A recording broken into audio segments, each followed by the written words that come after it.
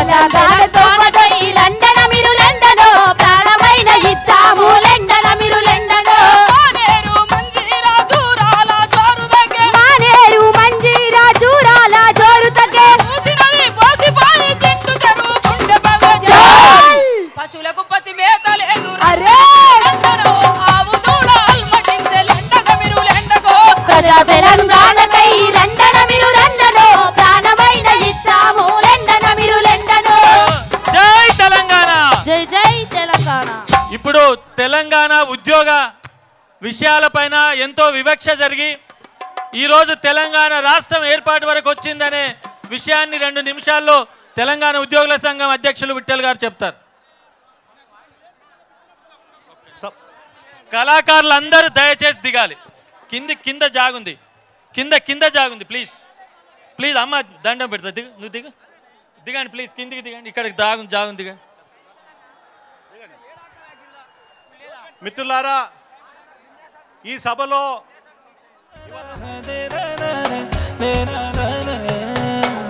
గన్న తల్లి నా జన్మభూమి, నిన్ను మించి దైవం మాకున్నదేమి, తాత తండ్రుల నుండి మము కాచే తల్లి, నీ రుణము నెట్ట తీర్చుకోనే నేల తల్లి. తల్లి నీ పాలదారలే రేగడిలో పారే నీరై, నీ గుండెల గదిలో గనులే. ముఖ్యమంత్రి గారు 4 గంటలు లైవ్ టెలికాస్ట్లో ఏం మాట్లాడిండు? రాష్ట్ర విభజన జరిగితే ఉద్యోగాలు పోతాయంట, నీళ్లు పోతాయంట, నిధులు పోతాయంట. ఎవరి పోతాయి ఉద్యోగాలు? కిరణ్ కుమార్ రెడ్డి, మీ ఉద్యోగాలు పోతాయి, మావి కావు. నీ ముఖ్యమంత్రి పదవి పోతుంది. రాష్ట్ర విభజన జరిగితే మాది కాదు. ఇవాళ ముఖ్యమంత్రి ఇష్టం వచ్చినట్లు మాట్లాడుతుంటే తెలంగాణ కాంగ్రెస్ నాయకులు ఏడ వండుకున్నారని మేము ప్రశ్నిస్తున్నాం ఈ సభా వేదిక మీదకెళ్ళి. ఒకే ఒక్క ఉప ముఖ్యమంత్రి ముఖ్యమంత్రి పైన స్పందించుడు రాజనరసింహ గారు, జానారెడ్డి గారు స్పందించారు. మిగతా 11 మంది ఎంపీలు, ఎమ్మెల్యేలు, మంత్రులు ఏడ వండుకున్నారు? ఇవాళ ముఖ్యమంత్రి గారు నోటికి వచ్చినట్టు మాట్లాడుతున్నారు. 56లో కలిసిన రోజు ములికి రూల్స్ అమలు చేస్తామని చెప్పారు. ఆ రోజు పెద్ద మనుషుల ఒప్పందంలో అమలు చేయక దొంగ ములికి సర్టిఫికేట్ తోటి 24,000 ఉద్యోగాలు కొల్లగొట్టారు. కాబట్టి 69 ఉద్యమం వచ్చింది. 69 ఉద్యమం వచ్చినాక 24,000 మందిని ఇక్కడనే ఉంచుకున్నారు. వాళ్ళ పిల్లలు ఇవాళ లోకల్ అయినరు. 69 తర్వాత 72లో సుప్రీంకోర్టు తీర్పు వచ్చిన తర్వాత ఇవాళ సమైక్యాంధ్ర అసమైక్యాంధ్ర తెలుగు వాళ్ళు కలిసి ఉందాం అని వాళ్ళు ఆ రోజు జయాంధ్ర ఉద్యమానికి ఎందుకు మొదలు పెట్టారని మేము అడుగుతా ఉన్నాం. 72 తర్వాత 6 సూత్రాలు వచ్చినాయి. అది అమలు కాకపోతే, రాష్ట్రపతి ఉత్తర్వులు అమలు కాకపోతే 610 జీవో వస్తే 58,000 ఉద్యోగాలు ఆంధ్రలో కొల్లగొట్టుకుపోయారని చెప్పిండ్రు. 2001కి వచ్చినాం. తెలంగాణ ఉద్యమం ప్రారంభమైంది. గిరిగిలాని కమిషన్లు వేసిండ్రు, అన్ని కమిషన్లు వేసిండ్రు. ఎవడు లెక్కలు తేల్చలేదు తెలంగాణలో ఆంధ్ర ఉద్యోగులు ఎవడనేది. కానీ లెక్కలు తేల్చిన వాళ్ళు ఇద్దరు. దయచేసి మిత్రులారా, పోలీస్ మిత్రులకు సహకరించాలి. ఎవరిక్కడ రావద్దు, దయచేసి అక్కడే ఉండాలి ప్లీజ్. ఇది మన సభ. ఈ సభా వేదికలు ఉన్నవందరూ తెలంగాణ బిడ్డలే. దయచేసి ఎవరు వెనుకకి జరగండి ప్లీజ్. పోలీసు వారికి సహకరించాల్సిగా కోరుతున్నాం. మీరు దయచేసి ఇక్కడ రావద్దు. 2001 నుంచి లెక్కలు తేల్చామంటే ఏ గిరిగిలాని కమిషన్ ఏక లెక్క తేల్చలేదు. ఇవాళ లెక్కలు తేల్చింది ఇద్దరు మాత్రమే. తెలంగాణలో ఆంధ్ర ఉద్యోగులు ఎంతమంది ఉన్నారనే లెక్కలు తేల్చింది ఇద్దరు మాత్రమే. ఒకరు అశోక్ బాబు అయితే రెండోడు కిరణ్ కుమార్ రెడ్డి. అశోక్ బాబు మన పక్కలో ఎల్బీ స్టేడియంలో మీటింగ్ పెట్టుకొని ఏం మాట్లాడిండో, తెలంగాణ ఇస్తే మేము 40,000 మందికి బయటకు పోవాల్సి వస్తుంది, ఆంధ్రకు పోవాల్సి వస్తుంది అంటున్నాడు. నిజమే, 40,000 మంది పోవాల్సిందే. ఎట్లుంటారు ఈడ తెలంగాణ వచ్చినాక? నిన్న ముఖ్యమంత్రి ఏమంటాడో, తెలంగాణ రాష్ట్రం ఏర్పడితే అశోక్ బాబు తప్పు లెక్కలు చెప్పిండు. 40,000 మంది కాదు, 150,000 మంది తెలంగాణలో ఉన్నారు. ఆంధ్రలో వాళ్ళు పంపాల్సి వస్తుందని చెప్తున్నారు. ఇవాళ 150,000 పోవాల్సిందే, 40,000 పోవాల్సిందే. తెలంగాణ రాష్ట్రం వచ్చి తీరుతుంది. ఈ సభ తెలంగాణ రాష్ట్రం వచ్చిందనే దానికి నిదర్శనం 2. ఒకటి, ఈ సభకు ముఖ్యమంత్రి గారు పోలీస్ డిపార్ట్మెంట్ అనుమతించిండ్రు. ఎన్నడూ మనకు అనుమతులు రాలే. రెండోది, ఈ సభా వేదిక ఉన్నటువంటి మొత్తం తెలంగాణ నాయకులందరూ కూడా ఒకే వేదిక మీద ఉన్నారు. మూడోది, వాళ్ళ 10 లక్షల మంది హైదరాబాద్కు తరలి వచ్చారు. ఇది నిదర్శనం తెలంగాణ రాష్ట్రం వచ్చిందని చెప్పడానికి. ఇంకొక మాట చెప్పి నేను విరమించుకుంటా. ఉద్యోగాల విషయంలో తెలంగాణ రాష్ట్రం వచ్చినటువంటి మరుక్షణమే ఎవరు ముఖ్యమంత్రి ఉన్నా, ఎవరి ప్రభుత్వం ఉన్నా, తెలంగాణ పబ్లిక్ సర్వీస్ కమిషన్ ద్వారా 1,00,000 ఉద్యోగాల నోటిఫికేషన్ ఒకే రోజు ఇవ్వాల్సిందిగా మేము విజ్ఞప్తి చేస్తున్నాం. 1,00,000 ఉద్యోగాల నోటిఫికేషన్, 1,00,000 ఉద్యోగాలు ఎక్కడి అంటారు? ఆంధ్ర వాళ్ళు పోవాల్సి వస్తుంది. ఇక్కడ ఉండడానికి వీలు లేదు. తెలంగాణ రాష్ట్రం వచ్చిన తర్వాత మీ రాష్ట్రంలో మీరు ఉద్యోగాలు చేసుకోండి.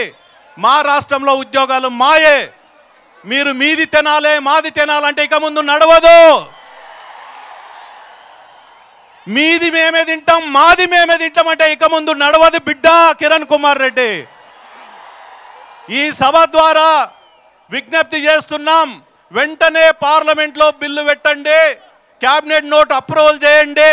ఒకవేళ కాంగ్రెస్ పార్టీ మళ్ళీ మోసం చేస్తే తెలంగాణలో ఉన్నటువంటి ప్రతి గ్రామం జనబేరి అవుతుంది, సకల జనబేరి అవుతుందని తెలియజేస్తూ నా అవకాశం ఇచ్చినటువంటి మీ అందరికీ ధన్యవాదాలు. జై తెలంగాణ. జై తెలంగాణ. మించి దైవం మాకున్నదేమి, తాత తండ్రుల నుండి మము కాచే తల్లి, నీ రుణము నెట్ట తీర్చుకోనే నేల తల్లి. తల్లి ఇది చాలా దుర్మార్గం. ప్రభుత్వం వెంటనే దాన్ని పరిష్కరించి కరెంటునిచ్చి కేబుల్ ప్రసారాలు చేయాలని కోరుతున్నాము.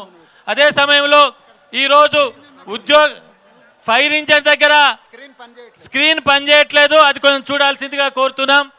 అదే సమయంలో ఉద్యోగాలకు సంబంధించి పద్ధతి ప్రకారం తప్పనిసరిగా ఎవరు ఉండాలి, ఎవరు పోవాలనేది నిర్ణయాలు జరుగుతాయి. ఏదైనా చట్ట ప్రకారమే జరుగుతుంది. అదేవిధంగా ప్రజల మధ్య చిచ్చు పెట్టడానికి కిరణ్ కుమార్ రెడ్డి ప్రయత్నం చేసినా, ఎవరు ప్రయత్నం చేసినా ప్రజల యొక్క ఐక్యత, తెలంగాణ ప్రజలు, సీమాంధ్రకు సంబంధించిన పేద ప్రజలంతా కలిసి ఆలోచించాల్సిందిగా కోరుతూ ఇప్పుడు విద్యుత్తుకు సంబంధించిన సమస్యల మీద రఘు గారు 3 నిమిషాలు మాట్లాడాల్సిందిగా కోరుతున్నాను. జై తెలంగాణ. 60 రోజులు అవుతుంది కాంగ్రెస్ వర్కింగ్ కమిటీ తెలంగాణ ఇస్తామని చెప్పి ఇప్పటి వరకు ఒక్క అడుగు కూడా ముందుకు పోవట్లేదు.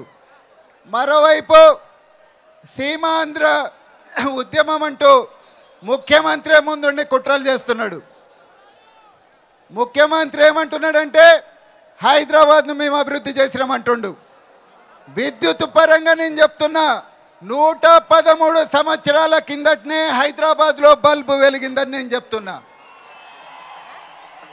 110 సంవత్సరాల కిందటే హైదరాబాద్ విద్యుత్ పరంగా మొత్తం దేశంలో అత్యద్భుతంగా విద్యుదీకరణ జరిగిన నగరంలాగా పేరుగాంచిందని చెప్తున్నా. హైదరాబాద్ మొత్తం దేశంలో అత్యద్భుతంగా విద్యుదీకరణ జరిగిన నగరంలాగా పేరుగాంచిన 20 సంవత్సరాలకు సీమాంధ్రలో బల్బ్ అంటే ఏమిటో అని తెలిసిందనేది కూడా నేను చెప్తున్నా. ఇక మీరు హైదరాబాద్ను అభివృద్ధి చేసింది ఏంటి అనేసి ముఖ్యమంత్రిని నేను ప్రశ్నిస్తున్నా.